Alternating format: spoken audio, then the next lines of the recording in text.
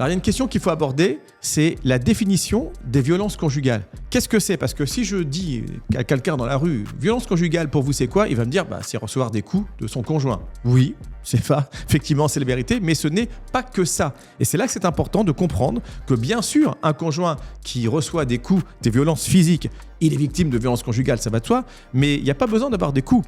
Les violences conjugales peuvent être également des violences psychologiques, des violences même économiques. Le fait d'avoir affaire à un pervers ou une pervers narcissique qui va vous manipuler, qui va vous harceler, qui va vous menacer, qui va avoir un comportement psychologique tel que il y a des gens, vous savez, qui ont des violences psychologiques et qui sont plus atteints encore que certains qui ont des coups. On peut avoir un arrêt maladie, être totalement en dépression, être complètement KO par des violences psychologiques de la part de son conjoint. Ça, ce sont des violences conjugales. On peut également harceler, menacer, insulter toute la journée une personne jusqu'à la rendre vraiment complètement, malheureusement, dans un état de dépendance et KO par cette violence. Donc la violence conjugale, ne vous dites pas « Oh, il m'a pas frappé, c'est vrai qu'il se comporte très mal, mais finalement, je suis pas victime de violence conjugale. » Si, vous êtes victime de violence conjugale si vous avez un préjudice du fait des agissements de votre conjoint.